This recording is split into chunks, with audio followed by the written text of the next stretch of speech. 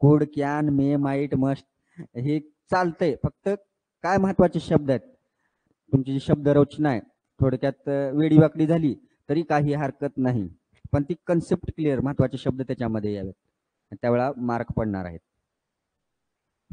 तर आपण रिफ्लेक्शन झालेलं आहे, परत परत ते घेण्यात काही मजा नाही.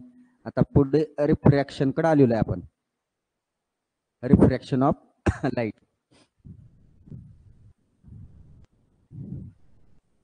हे डेफिनेशन सुद्धा पाठ करा म्हणलं होतं आपण, आहे का नाही. Light changes its direction. ठीक आहे, किती पडली अनुष्काला मार्क? चला रे, बाहेर उभे राहिलेले, चला पहिला दिवस आहे.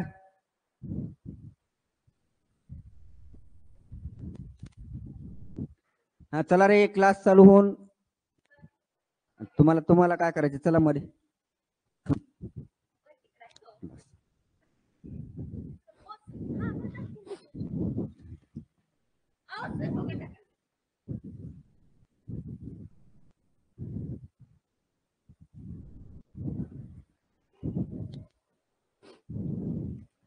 किती पडली अनुष्का मार्क?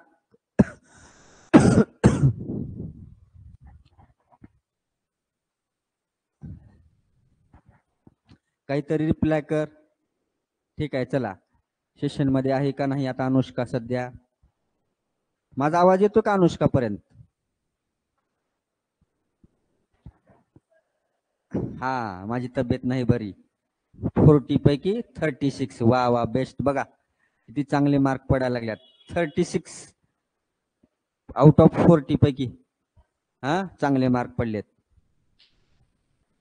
पंकजाला किती पडलेत? 1 and 2 मध्ये, म्हणजे दोन्ही मिळून सांगितलेत का? 76. वा वा, बेस्ट. म्हणजे चांगला स्कोर केलेला आहे. अशाच पद्धतीची प्रगती तुमची हो, अशीच ईश्वर चरणी प्रार्थना, नाही का नाही. गॉड, अल्लाह, भगवान जे कोणी असेल, जे की निसर्ग देवता आहे, त्यांच्याकडे आमची प्रार्थना आहे की तुमची प्रगती हो, चांगल्या पदावरती तुम्ही जावत, हीच सदिच्छा. ठीक आहे, चालतंय. आता समोर लक्ष द्या. What is mean by refraction of light? Reflection झालं. रिफ्लेक्शन म्हणजे काय? लाईट काय होत होती, वापस येत होती आपल्याकडं. व्हेन लाईट रेज स्ट्रक, त्याकडे सरफेस वरती स्ट्रक झाली, स्ट्राईक झाली, दे बॅक बाउन्स अगेन, परत येणार होते. आणि त्याच फेनॉमेनाला this is nothing but reflection of light, असं साधी सिंपल डेफिनेशन आपण दिलेली होती. आता रिफ्रॅक्शन म्हणजे काय? लाईट आता परत येणार नाही, लाईट पास होणार आहे, कारण ट्रान्सपरंट मीडियम आहे. आपल्या डेफिनेशन मध्येच आहे बघा. Light changes its direction. Light काय करायला लागली आहे? दिशा बदलायला लागली आहे थोडीशी. कशी? Wien going from one, transparent शब्द महत्वाचा आहे. पुण्या मीडियम मधून, लाकडामधून वगैरे पास होणार का नाही, ट्रान्सपरंटच मीडियम पाहिजे तिथं. पाण्याचं मीडियम आहे, ग्लासचं मीडियम आहे, हवेचं मीडियम आहे, ट्रान्सपरंट. डायमंडचं मीडियम आहे. ज्या कोणी डायमंड एक कार्बनचा ॲलोट्रॉपच आहे की, नवीला झाले तुम्हाला ॲलोट्रॉप सगळे कार्बनची, कार्बन कंपाऊंड चॅप्टर होताच की नवीला, पण आता इथं पण आहे. भरपूर मार्कासाठी चॅप्टर आहे. 7, 6.5 वेटेज आहे त्याला, कमी जास्ती. 6 तर हमखास ॲव्हरेज जर पकडलं, कुण्या वर्षी 6, कुण्या वर्षी 7, असं म्हणून आपण 6 पकडूया. इथं जे आहे काय सांगते? Light changes its direction. Light काय व्हायला लागली आहे? दिशा बदलायला लागली. केव्हा पण?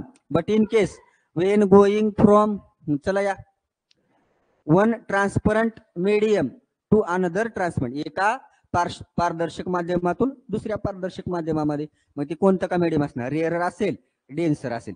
रेअर मधून डेन्सर मध्ये गेली, विरल मधून घन माध्यमामध्ये जाड. हवेचं माध्यम कसं आहे? एअरचं मीडियम कसं आहे? रेअर आहे. आणि काचेचं ग्लासचं मीडियम कसं आहे? थोडंसं डेन्स आहे त्याच्यापेक्षा, आहे का नाही. परत हवेपेक्षा पाण्याचं, आता रिफ्रॅक्टिव्ह इंडेक्स आहे तुम्हाला पुढे याच्यामध्येच आहे आता लॉ ऑफ रिफ्रॅक्शन मध्ये. रिफ्रॅक्टिव्ह इंडेक्स ज्याचा जास्त, ती लाईट बेंड जास्त होणार आहे. आता ज्या वेळेला पाण्याचा किती आहे रिफ्रॅक्टिव्ह इंडेक्स? 1.33, आणि आईसचा किती आहे? 1.31, नॉर्मल कमी आहे. येतं का लक्षात? मग पाण्यामध्ये लाईट जास्त बेंड होईल कशापेक्षा? या बर्फाच्या लादीपेक्षा. सर्वप्रथम first of all the concept of refraction of light ही जर अंडरस्टँड झाली व्यवस्थित, हसू नको आता नसतं सगळे तुझ्यावर हसतील कमी मार्क पडल्यावर. हा का असं नाही, लक्ष दे, जेवढं येते तेवढं प्रामाणिकपणे कर, आहे का नाही. Light changes its direction when केव्हा, वेन कुठं चाललंय, going from one transparent medium to another transparent. मग रेअर मीडियम मधून डेन्सर मीडियम मध्ये जाताना, हवेतून पाण्यात येताना, किंवा पाण्यातून परत वरी जाताना, किंवा एअर मधून ग्लास मध्ये येताना, किंवा ग्लास मधून एअर मध्ये जाताना, दोन्ही वेळेस काय होणार आहे, डायरेक्शन त्याचं चेंज होणार आहे. आणि त्याच फिनॉमिनाला this is called the refraction of light. किती सोपी डेफिनेशन आहे का नाही. Light changes its direction when going from one transparent medium to another transparent medium. This is called as refraction of light. चला लेट कमर, मग हे रिफ्रॅक्शन ऑफ लाईट साधं जर आपण पाहिलं ते उदाहरण, हे काय, ग्लास मध्ये जे आहे काय घेतलोय आपण, एक पेन वगैरे आहे, प्रयोग करू शकतो काचेच्या ग्लास मध्ये. काय होईल, ही जी पेन आपल्याला कशी दिसेल, तुटल्यासारखी खंडित झाल्यासारखी दिसेल का, इथून एक अर्धा भाग आहे. हे मीडियम कोणता आहे आता वरचं, इथून इकडं आपण समजावूया. इथं हे जर समजलं मग पुढच्या कन्सेप्ट समजतील. आता हे जे दिसायला लागले तुम्हाला मीडियम, आता इथं अर्धाच ग्लास आहे, इकडे जे आहे वॉटर आहे खाली, आणि इकडे काय आहे, एअर आहे, म्हणजे हवा असणारच की, एक्झिस्टन्स आहेच की ऍटमॉस्फिअरचं. मग हे मीडियम कोणतं झालं, एअरचं, म्हणजे रेअर झालं. गॅसियस मध्ये कशी असते, गॅसेस मध्ये मॉलिक्यूल दूर दूर आहेत, एकत्र आहेत, आणि इथं जे थोडेसे जवळ आहेत तिकडे खाली. एअरचं काय आहे, रेअर मीडियम आहे आपण जर पकडलं तर. आणि हे जे वॉटरचं मीडियम आहे, कोणतं मीडियम आहे, डेन्सर मीडियम आहे. म्हणजे आता ही जी लाईट आहे एका मीडियम मधून दुसऱ्या मीडियम मध्ये आपण आता जायला लागलेली आहे, त्यावेळेला आपल्या डोळ्याला सुद्धा दिसणार आहे की थोडीशी लक्ष जर दिलं, ही जी पेन्सिल आहे अशी उभी असायला पाहिजे होतं जर स्ट्रेट लाईन मध्ये, पण ही काय थोडीशी बेंड झालेली दिसलेली इथं बघा, अशी येऊन, आता आपण इथं दाखवूया, अशी येऊन थोडीशी अशी कर्व नॉर्मल. कारण काय, रिफ्रॅक्टिव्ह इंडेक्स मुळे, किंवा लाईट बेंड व्हायला लागलेली आहे, refraction of light due to the effect of refraction of light. मग आपली डेफिनेशन काय सांगते, light changes its direction when going from one transparent medium to another transparent medium. दोन्ही पारदर्शक माध्यम आहेत, आणि त्याच्यामधून लाईट जाताना काय बेंड होलेली, वाकडी व्हायला लागली थोडीशी, अशी तशी जाणार. मग आता त्याची नियमात परत ज्या पद्धतीनं रिफ्लेक्शनचे नियम होते, लॉ ऑफ रिफ्लेक्शन काय होता, पहिला रिफ्लेक्शनचा लॉ विचारायला लागलोय. ज्या वेळेला रिफ्लेक्शन होत होतं लाईटचं, आपण असं सांगितलं होतं, हे नॉर्मल आहे, हे आपला अँगल आय आहे, आणि हा angle R, reflected angle, angle of reflection. मग पहिलाच नियम होता आपला, जेवढा अँगल आय आहे तेवढाच अँगल आर असणार. Angle I is equal to angle R, हा पहिला नियम होता. परत दुसरा लॉ काय होता रिफ्लेक्शनचा, ही जी लाईट आहे हे इन्सिडेंट रे, परत रिफ्लेक्टेड रे, आणि हा जो नॉर्मल आहे एका समान प्रतलात आहेत. Incident ray, reflected ray and normal be the lie on same plane, exist on the same plane. असं सेम प्लेन मध्ये आहे ते सगळेच, हे दुसरा लॉ होता रिफ्लेक्शनचे बरं का. आता त्याच पद्धतीनं त्या रिफ्रॅक्शनचे सुद्धा लॉ आहेत. मग आता ते पाहूया लॉ. लक्षात आलं का, रिफ्रॅक्शन म्हणजे काय, लाईट काय व्हायला लागली आहे, स्ट्रेट लाईन मध्ये ट्रॅव्हल करते, माहिती आहे तुम्हाला 8th स्टँडर्ड मध्ये. When we consider propagation of sound, propagation of light, ज्या वेळेला सांगतोय आपण, आता बॅटरी मधून लावलेली आहे लाईट, सरळ जाणार असं वेडी वाकडी जाईल, सरळ स्ट्रेट लाईन मध्ये. सूर्याचा प्रकाश यायला लागलाय खिडकी वाटे, बरोबर स्ट्रेट लाईन मध्येच पडणार आहे का, तिरका आला असं त्या अँगल मध्ये, सूर्य जसा असेल त्या अँगल नाही तर इन्सिडेंट अँगल आणि reflected angle, angle of reflection त्या पद्धतीचं दाखवल. जेवढं अँगल ऑफ इन्सिडन्स आहे तेवढाच अँगल ऑफ रिफ्लेक्शन दाखवणार आहे. येतं का लक्षामध्ये. हे जे रिफ्लेक्शन आहे ते रिफ्लेक्शनच्या बाबतीमध्ये. आता डिटेल मध्ये स्टडी आपल्याला रिफ्रॅक्शनची करायची आहे. रिफ्लेक्शन म्हणजे काय, लाईट परत येणे, धडकून परत यायला लागली आहे. पण रिफ्रॅक्शन म्हणजे काय, मराठीमध्ये म्हणतो आपण त्याला रिफ्लेक्शनला परावर्तन, परावर्तन म्हणजे वापस यायला लागलेली लाईट धडकून एखाद्या सरफेसला. आणि इथं मात्र ट्रान्सपरंट मीडियमची नेसेसिटी आहे. आणि ट्रान्सपरंट मीडियम नसेल तर काय होणार आहे, लाईट पास होणार नाही, तिथं स्टॉप होईल धडके, मग ते रिफ्लेक्शनच होईल लाईटचं. येतं का लक्षामध्ये? मग एका ट्रान्सपरंट मीडियम मधून दुसऱ्या ट्रान्सपरंट मीडियम मध्ये जाताना लाईट काय होली आहे, थोडीशी बेंड व्हायला लागली आहे, डायरेक्शन बदल्या, बेंड होणे म्हणजे दिशा बदलायला लागली. ह्याची जी नियम आहेत, आता नियम पाहूया. Laws of reflection of light.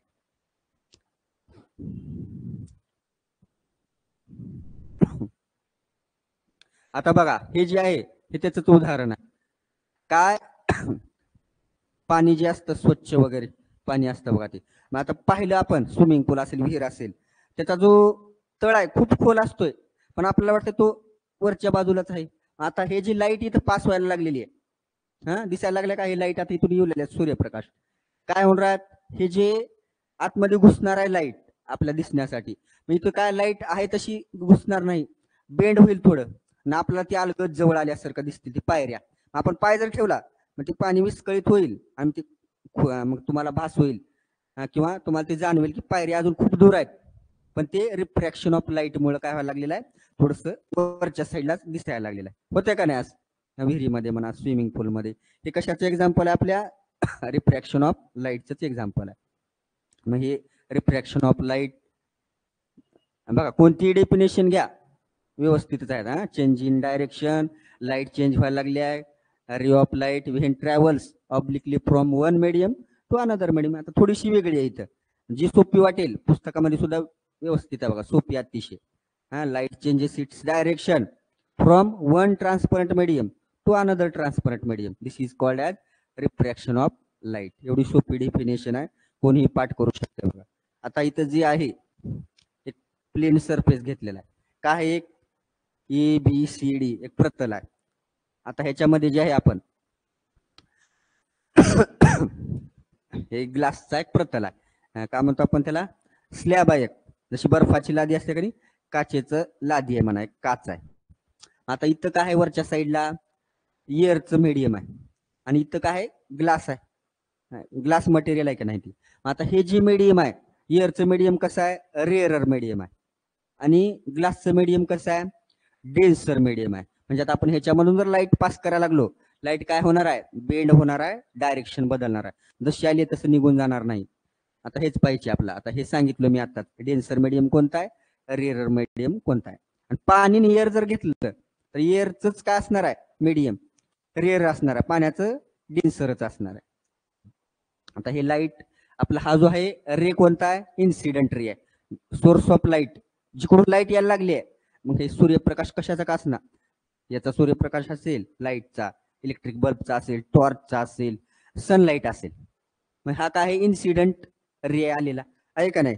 परत इथं काय होईल, हा एक क्यू पॉइंट, जिथं हे मीडियम घुसणार आहे तिथं एक काय पॉइंट आपण सांगितला क्यू, आणि तोच पॉइंट काय केला आपण, एक नॉर्मल, जिथं चेंज होणार आहे. आता इथं काय होणार, एका मीडियम मधून दुसऱ्या मीडियम मध्ये लाईट इथं आदळणार आहे का नाही, लाईट आलेली आहे, इथं स्टॉप झाली थोडीशी, आणि पुढे जात असताना मीडियम ट्रान्सपरंट आहे, ती अशी जायला पाहिजे होती अक्षरशः. काय जनरल जर आपण उदाहरण, लाईट कशी ट्रॅव्हल करते आहे, propagation of light is always in straight line, सरळ रेषेतच राहणार आहे. मग ते असं न जाता ती काय होणार, थोडीशी बेंड होणार आहे, तिची डायरेक्शन चेंज होणार आहे. अशा पद्धतीने ही जी आहे इकडे न जाता कुठे जायला लागली आहे, थोडस नॉर्मलच्या साईडनं जायला लागली आहे. मग हे कशामधून कुठं जाताना, रेअरर मधून डेन्सर मध्ये जाताना लाईट काय व्हायला लागलेली आहे, चेंज व्हायला लागलेली आहे. चेंज होते एवढे माहिती आपल्याला, एका मीडियम मधून दुसऱ्या मीडियम मध्ये, पण नॉर्मलच्या शेजारी बेंड व्हायला लागली आहे, काही वेळेला इकडे सुद्धा जाणार आहे. येतं का लक्षामध्ये, रेअरर मधून डेन्सर मध्ये कशी चेंज होते. आणि आता पुढे ही लाईट निघणार आहे, आता पुढे आता इथं जो आहे ही लाईट आलेली, परत अजून ह्याचं काय होणार आहे, डबल रिफ्रॅक्शन होणार आहे. आता पुढे इथं थांबणार आहे का लाईट, ही अजून पुढे काय असंच निघून जाणार आहे लाईट पुढे. आता ते सुद्धा पाहूया आपण. आता इथं जे अँगल बनायला लागले आता ही जी लाईट आहे कशी गेली आहे, rarer to denser towards normal, नॉर्मलच्या दिशेने आलेली आहे ही लाईट, अशी जाणार होती रेग्युलर लाईट स्ट्रेट लाईन मध्ये, पण ती झुकलेली आहे कुणीकडे, नॉर्मल लाईन कडे आहे का, नॉर्मलच्या साईडला आलेली आहे. कशामध्ये? रेअरर मधून डेन्सर मध्ये जाताना. आता पुढची जी कंडिशन आहे, आता ही हाच जो आता पुढे निघणार आहे, आता हाच जो रे आलेला, हे लाईटचा रे परत पुढे काय या ग्लास स्लॅब मधून परत इकडे काय आता इथं ग्लास स्लॅब आहे, म्हणजे हे मीडियम कोणता? इथं सुद्धा कोणतं मीडियम आहे? डेन्सरच मीडियम आहे का नाही इथं? आणि इकडे परत कोणता आहे? रेअर आहे. आता याच्या अपोजिट आहे. इथं अगोदर काय होतं? रेअरर होतं आणि नंतर डेन्सर होतं. रेअरर मधून डेन्सर मध्ये जात होते. आता डेन्स मधून आहे घन माध्यमातून विरळ माध्यमामध्ये येणार आहे आता लाईट. आता काय होईल? त्याच्या अपोजिट होणार आहे. लाईट बेंड तर होणार आहे, हे ट्रुथ आहे, युनिव्हर्सल ट्रुथ आहे, त्रिकालबाधित सत्य आहे, पण आता वेगळ्या पद्धतीनं बेंड होईल. आता ही जी लाईट आहे हे मीडियम सांगितलं आपण, वरी ग्लासचं मीडियम आहे, खाली एअरचं मीडियम आहे. आता लाईट काय स्ट्रेट लाईन मध्ये आपण सांगितलं अशी जायला पाहिजे होती, पण जात नाही. कशी जाणार आहे ती? थोडीशी नॉर्मलच्या काय विरुद्ध बाजूला चालली. पूर्वीची कशी होत होती? अगोदरची रेअरर मधून डेन्सर मध्ये येताना नॉर्मलच्या बाजूला झुकत होती. हा नॉर्मल आहे एन. आता इथं नॉर्मलच्या साईडला जाय ना, त्याच्यापासून लांब जायला लागली आहे, थोडासा अँगल मोठा क्रिएट करायला लागली आहे. मग हा जो रे पुढे जाणारा त्याला इमर्जंट रे असं म्हणतात. इन्सिडेंट रे, इमर्जंट रे. इथला डबल रिफ्रॅक्शन झालेला आहे एका मीडियम मधून दुसऱ्या मीडियम मध्ये जाताना. मग आता डेन्सर मधून रेअरर मध्ये कशा पद्धतीचं? From normal. रेअरर मधून डेन्सर मध्ये हवेच्या माध्यमातून ग्लासच्या माध्यमामध्ये काय होत होतं? टुवर्ड्स नॉर्मल, नॉर्मलच्या जवळून जायला लागले. इथं ही अशी जायला पाहिजे होती, पण इथं चालली आहे. आणि इथं बाहेर निघताना काय व्हायला लागलेलं आहे? Denser to rarer, away from normal. नॉर्मलच्या दूर जायला लागले, अवे जायला लागले, आणि इकडे क्लोज येऊ लागली रेअरर मधून. येते का लक्षामध्ये? आता हे जर जमत नसेल, आपण काय करायचं? एक आता हे घर आहे म्हणायचं आपलं, हे घरामध्ये यायला लागलेलं आहे आपण. हे ग्लासचं मीडियम म्हणजे घराचं मीडियम आहे, आणि हे एअरचं मीडियम म्हणजे बाहेर हुंदडायचं आपलं मीडियम. घरामध्ये आलो की आपण नॉर्मल वागतोय, नॉर्मल कडे जातोय, आपण झुकतोय, आणि मग परत घरातून बाहेर निघताना मग नॉर्मल पासून वेगळं वागतोय. एकदा घरातून आई वडिलापासून आलो वेगळं, मग डॉन झाला इकडे आल्यावर बाहेर. असं लक्षात ठेवायचं. घरामध्ये घुसणं म्हणजे काय? ग्लास स्लॅबच्या डेन्सर मीडियम मध्ये गेलो. डेन्स आहे तिथं शांत शांत राहतो आपण, नॉर्मल वागणूक, नॉर्मल कडे त्याचा कल असतो, टुवर्ड्स नॉर्मल. हे परीक्षेत लिहायचं नाही, घराचं उदाहरण आपण एक लक्षात राहावं. एक मिळतं जुळतं एक उदाहरण त्याच्याशी, एवढं लक्षात ठेवण्यासाठी सांगितलंय की ग्लास स्लॅब म्हणजे घरामध्ये घुसताना एंट्री करताना आपण नॉर्मल वागवतो, म्हणजे नॉर्मलच्या बाजूने जातो, आणि परत घरामधून बाहेर जाताना काय नॉर्मल पासून दूर जातो. आपलं बिहेवियर कसं होतं? ॲबनॉर्मल होतं. मग तशा पद्धतीने इथं सुद्धा एअरच्या मीडियम मधून लाईट काय व्हायला लागलेली आहे? ग्लासमध्ये शिरत असताना, ग्लासमध्ये ट्रॅव्हल करत असताना थोडीशी बेंड होत, कोणीकडे बेंड व्हायला लागली आहे? नॉर्मलकडं. आणि परत ग्लास मधून बाहेर निघताना एअरकडं, डेन्सर मधून रेअर मध्ये काय व्हायला लागलेलं आहे? की नॉर्मलच्या दूर जायला लागलेली आहे, अवे फ्रॉम नॉर्मल जायला लागले आहे. सोपं आहे, अवघड काही नाही. आता ही जात असताना याच्या व्हेलॉसिटीचा सुद्धा इम्पॅक्ट आहे. काय होईल? या माध्यमातून येणारी लाईट, आता व्हेलॉसिटी जेवढी आहे त्याची, इथं डेन्सर मध्ये जायला लागले. डेन्स म्हणजे काय? मॉलिक्यूल जवळ जवळ आहेत, त्यांची चिटकून आहेत आतमध्ये, क्राऊडेड झाली आहेत गोळा. आतमधली जी रेणू आहेत त्यांची जी कंपाऊंड आहे, कंपोजिशन आहे ती चिटकून आहे. आणि गॅसियसचं मीडियम म्हणजे दूर दूर असतात. आहे का नाही? त्यांना स्पेसिफिक वॉल्यूम आहे का? शेप आहे का? ज्याच्यात घातलं त्याचा शेप येणार आहे, म्हणून त्याची व्हॉल्यूम, त्याची जी मॉलिक्यूल आहे दूर दूर असतात, आणि ह्याचे जे आहेत एकमेकाला क्राऊडेड असतात. त्याच्यामुळे काय होणार आहे? हा जो आपला रे एका माध्यमातून दुसऱ्या माध्यमामध्ये येताना व्हेलॉसिटी चेंज होते बघा. आता इथं काय व्हायला लागले? पहिल्या सुरूच्या कंडिशन मध्ये रेअरर मधून डेन्सर मध्ये येताना व्हेलॉसिटी काय होईल? थोडीशी कमी होईल. ज्या व्हेलॉसिटीनं आलाय, ज्या स्पीडनं आलेला आहे लाईट, ती काय होईल? थोडीशी कमी होईल, डिक्रीज होईल. कुठपर्यंत? त्या ग्लास स्लॅब मध्ये असेपर्यंत. पुन्हा परत दुसऱ्या कंडिशनला, in second condition, they are inter, ती लाईट जी आहे ग्लास टू एअर, म्हणजेच काय? That means denser medium to rarer, परत रेअरर मध्ये येताना अजून स्पीड वाढेल त्याची. इकडे स्पीड काय व्हायला लागली? व्हेलॉसिटी डिक्रीज व्हायला लागलेली आहे रेअरर मधून डेन्सर मध्ये येताना, आणि डेन्सर मधून रेअरर मध्ये जाताना स्पीड व्हेलॉसिटी वाढायला लागलेली आहे. दोन्ही कोणत्या नॉर्मल, कुठं नॉर्मलच्या शेजारून चाललाय का ती लाईटचा रे, ते लक्षात ठेवायचं आहे. आणि व्हेलॉसिटीवरती काय इफेक्ट व्हायला लागलाय? रिफ्रॅक्टिव्ह इंडेक्स व्हेलॉसिटीवरती अवलंबून असतो बघा. हे सांगितले आहे पुढे सुद्धा, तेच असेल आपल्या स्लाइड मध्ये. अशा पद्धतीचे अँगल आहेत, अँगल सांगितलेला आपण. इथला जो अँगल तयार झाला इन्सिडेंट रे आणि नॉर्मलच्या दोन्हीच्या मध्ये अँगल तयार झाला, तिथं सुद्धा इन्सिडेंट अँगलच म्हणत होतो आपण. म्हणजेच काय, अँगल ऑफ इन्सिडन्स. इथं पुढचा अँगल हा अँगल कोणता, आता अँगल ऑफ रिफ्लेक्शन होता तिथं, आता अँगल ऑफ रिफ्रॅक्शन आहे. आणि हा जो अँगल आहे इकडं इमर्जंट अँगल म्हणतो आपण. अशा पद्धतीनं मग हे लॉ जे आहेत कशा पद्धतीनं होतंय, पहिला लॉ आहे हे जी रिफ्रॅक्शनचं होतं. ही जी डायग्राम आहे अतिशय महत्वाच्या पुस्तकामध्ये आहे, तुम्ही घरी सुद्धा काढू शकताय. आलं का, समजलं का? परत परत सांगायला लागलेला आहे, सोप्पा चॅप्टर आहे, काही अवघड नाही. फिजिक्स मध्ये कन्सेप्ट जर क्लिअर असतील तर काही अवघड नाही. मग पोपट पंची करायला लागलो काही कळत नाही, ती जास्तीत जास्त भर पाठांतरावर देऊच नका, कन्सेप्ट क्लिअर करायला घ्या. नसता मग पाठांतर केलो, तो प्रश्न आला तरच लिहू शकणार आहोत आपण, आणि कन्सेप्ट क्लिअर असली त्याच्यासारखा दुसरा प्रश्न आला तरी आपण ते लिहू शकतो काहीतरी वेडेवाकड्या शब्दामध्ये. ग्रामॅटिकल मिस्टेक होऊ द्या, तिथं काय आपल्याकडं सूट आहे थोडीशी, म्हणून सगळी शब्द रचना हे करायचं नाही, सूट आहे म्हणून. हे छोटे छोटे जे आहेत, आय जार वॉज वेअर, हे हेल्पिंग वर्ग असतील, काळ असतील तुमचे सेंटेन्सचे, कुठे यस वगैरे लागला नाही शेवटी, प्लुरल सिंग्युलर, ग्रॅमॅटिकल मिस्टेक तेवढं अवॉइड आहेत. ते थोडंसं काय दुर्लक्ष केलं, नेग्लेक्ट केल्या जातात, पण होता होईल तेवढं स्वच्छच ग्रॅमॅटिकल मिस्टेक कमीच करा. आपला शक्य झालं नाही ती वाक्यरचना बनवणं वगैरे. मग कन्सेप्ट क्लिअर असले तर मोडक्या तोडक्या शब्दामध्ये लिहिण्याचा प्रयत्न करणार आहोत. मग ते जे मॉडरेटर आहे, तो जो काही परीक्षक आहे, तो का मला काहीतरी लिहिले, मग 3च्या जागी 1.5 तर मार्क देईल, 2 तर मार्क देईल, आहे का नाही? वेगळंच काहीतरी लिहिलंय, प्रश्न एक आहे लिहायला लागला वेग. तुमची काय धारणा झालेली आहे की परीक्षेमध्ये काहीतरी लिहिलं तरी मार्क पडतात, असं नाही. ऍक्च्युअल काय पॅटर्न आहे, ते काय अपेक्षित आहे, मिळतं जुळतं तर लिहावं त्याच्याशी. बरेचसे जण काय ते वरचे शब्द थोडेसे घालायचे जे प्रश्नामधल्यात, आणि ती काहीतरी वेडवाकडे लिहून ठेवायचं, तसे मार्क भेटत नाही ना बघा. मग आता खूप दिवस कमी आहेत तुमच्याकडं, परत परत सांगायला लागलोय. जे काही झालेलं आता आहे मजाक मस्ती, काही आता झालेलं झालं म्हणायचं, आता इथून सुद्धा चांगले मार्क पडू शकतात, आहेत का नाही? अभ्यास केला तर तुमच्याकडे आहेत 90-100 दिवस आहेत अजून सुद्धा.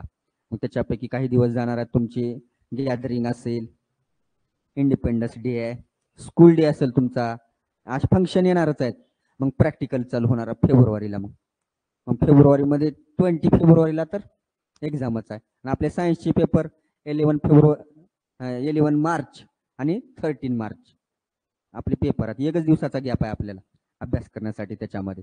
मग कन्फ्युजन करून घ्यायचं नाही, व्यवस्थित सगळ्याच तिकडलं अभ्यास केला व्यवस्थित. दोन्ही पेपर सोपेच आहेत, आणि शेवटचे जे चॅप्टर आहेत ते तर अतिशय सोपे आहेत. तिकडे स्पेसचा चॅप्टर आहे, तिकडं मला वाटतं डिझास्टर मॅनेजमेंट, पुन्हा ते सोशल हेल्थ वगैरे, ते आपले EVS चे चॅप्टर आहेत, एन्व्हायरमेंटल स्टडीचे, ते झालेले आहेत तुम्हाला. डिझास्टर मॅनेजमेंट 6वी 7वी प्रत्येक स्टँडर्ड मध्ये, काय भूकंप झाल्यानंतर काय करायचे आहे, तिची सिस्टीम आहे गाव पातळीवर, ते सगळं आहे. आणि सोशल हेल्थ मध्ये हे जे काही स्ट्रेस आहे, ताण वगैरे, त्याच्यावरती आपलं हेल्थ कसं चांगलं ठेवू शकताय. म्हणजे सिलेबस जवळजवळ आपला कव्हर होत आलेला आहे. आता मराठी मीडियमचं झालेलं आहे, 8वा चॅप्टर चालू आहे भाग 1चा, आणि ती 7 झाली आहे 2ची, म्हणजे 3-4 चॅप्टर राहिलेले आहेत आमचे जवळजवळ. मग तुमचे सुद्धा आता कव्हर करूया आपण. हे झालं लेन्सेस घेऊया, आणि मग पुन्हा पार्ट 2, किंवा हे झालं की लगेच पार्ट 2चा बघूया सर काय म्हणतात ते. सोपं आहे. चला लिहा, काल जे नव्हते त्यांनी लिहा. रिफ्रॅक्शन ऑफ लाईट कोणा कोण तर घ्या, किंवा इथं आहे देतो, चला लिहा आता. हेडिंग टाका रिफ्रॅक्शन ऑफ लाईट. घरी काढा डायग्राम, वेळ नाही आपल्याकडे, फक्त हे डेफिनेशन लिहा.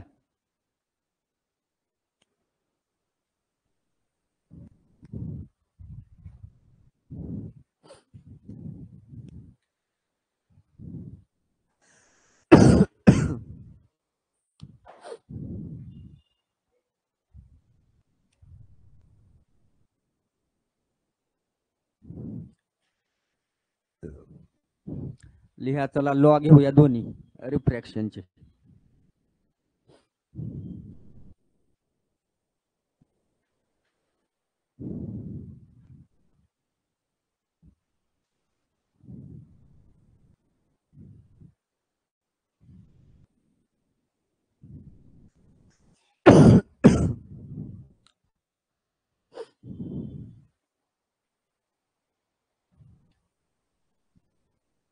ते बघा तेच प्रश्न आहे रेअर डेन्सरचा दिलं होतं.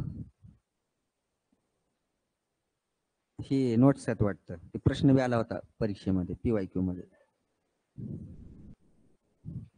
मला वाटलं पेपरच आहे काय.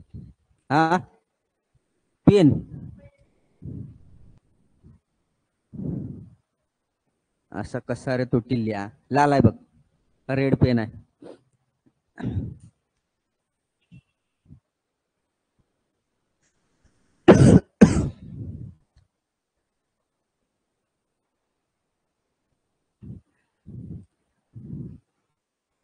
मित्र तर अक्षर कसंही काढते नाही, एकदा बॅग भरून बसावं. अक्षर जर चांगलं काढ, परीक्षेमध्ये अक्षर हस्ताक्षर कळावं, मोत्यासारखंच राहावं असं बी नाही, सुटसुटीत ओळखू तरी यावं तपासणाऱ्याला. चला लिहिलं का, फक्त डेफिनेशन लिहा आणि घरी काढा डायग्राम, रेअर मधून डेन्सर मध्ये जाताना कसं होतंय आणि डेन्सर मधून रेअर मध्ये पुढे जाऊया.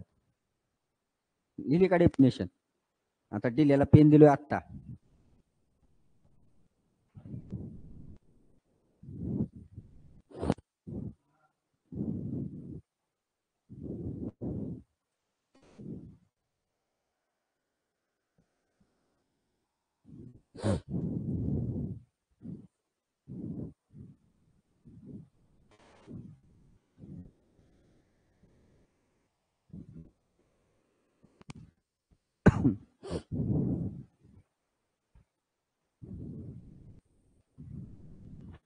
डायग्राम घरी काढायचे आहेत.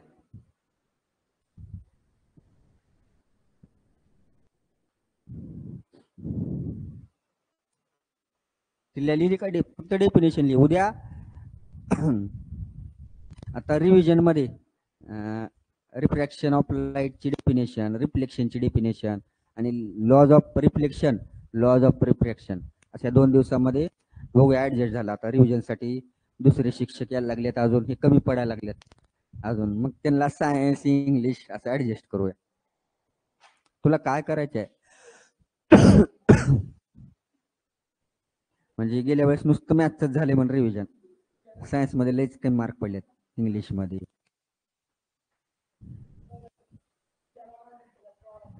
रिव्हिजनला चालतं, एवढी 10वी निघाली का, ठेवूया त्यांना दोघांना कंप्लीट. ठीक आहे चला. अरे बाबा लिही कोणाचं तरी बघून, आता तुझ्यामुळे एवढे खोळंबलेत.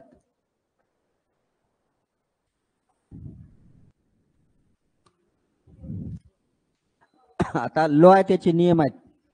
पहिला जो लॉ आहे, ज्या पद्धतीनं रिफ्लेक्शनचा होता त्या पद्धतीचाच लॉ आहे. काय सांगतो पहिला लॉ, इन्सिडंट रे. आता इथे डायग्राम मध्ये कळेल तुम्हाला. आता रिफ्लेक्शन व्हायला लागलेला आहे एका मीडियम मधून दुसऱ्या मीडियम मध्ये. Incident ray and refracted ray at the point, हे जी एकत्र येले आहेत त्याला पॉइंट ऑफ इन्सिडंट म्हणतात, म्हणजे नॉर्मलचा पॉइंट. हे जे दिसायला लागलाय हा नॉर्मल, इथं जो आहे हा काय आहे, पॉइंट ऑफ इन्सिडंट.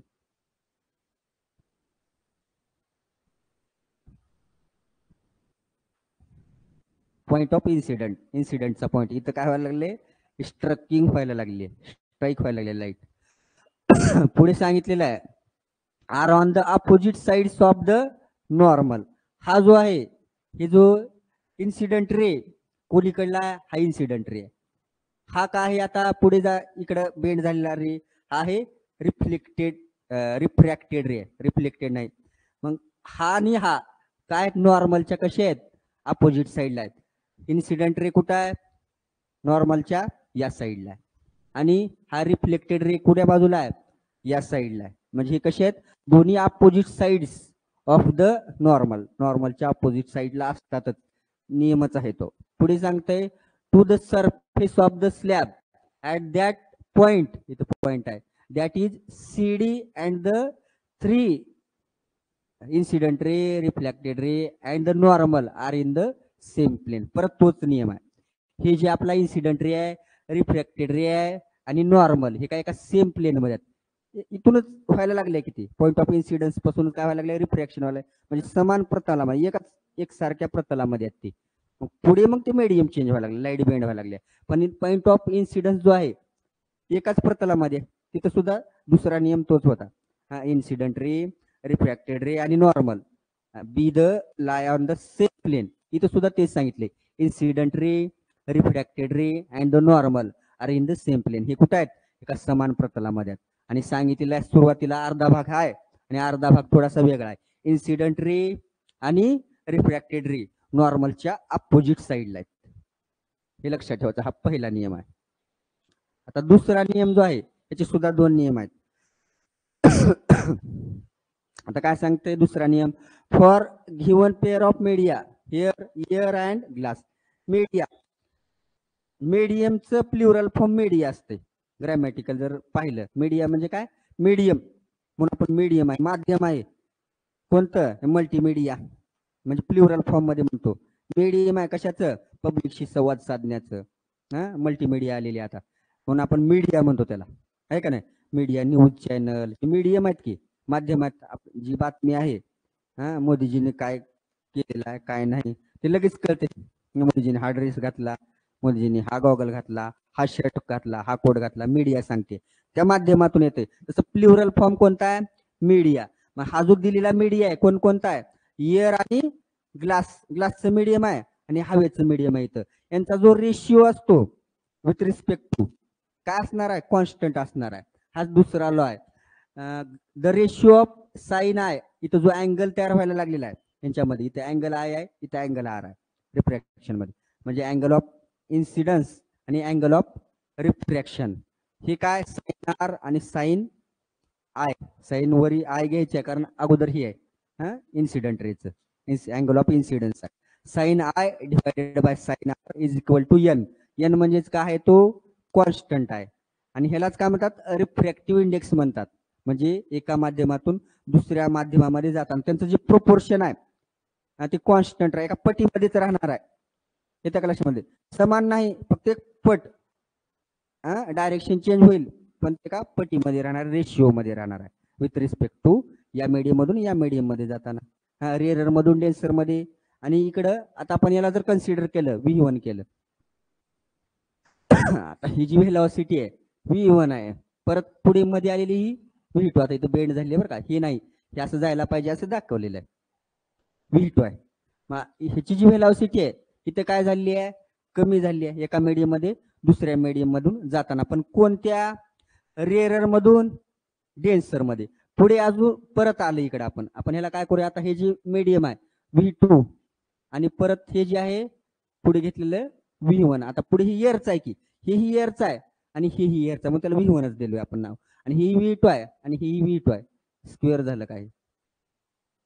मग हे डेन्सर आणि रेअरर मीडियम आहे. अगोदर रेअरर मधून डेन्सर मध्ये घुसताना जे आहे आपण त्याचं विथ रिस्पेक्ट टू सांगितलेलं आहे. साइन आय डिवायडेड बाय असं लिहू शकतो आपण, N is equal to sine I divided by sine R. हा जो अँगल आहे ते सांगितलं त्यांचा रेशिओ असणार आहे. आणि एन म्हणजेच रिफ्रॅक्टिव्ह इंडेक्स आहे. इंडेक्स कळते का? अंक. इंडेक्स मध्ये अनुक्रमणे केला सुद्धा इंडेक्स मध्ये त्याचा नंबर असतो तो रिफ्रॅक्टिव्ह इंडेक्स. रिफ्रॅक्शन कशा पद्धतीने व्हायला लागलं? मग वेगवेगळे रिफ्रॅक्टिव्ह इंडेक्स आहेत. पाण्याचा वेगळा आहे, डायमंडचा वेगळा आहे. प्रश्न येतो बघा गळ्याला जागामध्ये refractive index, air, water, diamond, एक भरपूर आहे त्याच्यामध्ये, पण बहुधा हेच वारंवार पडलेले आहेत.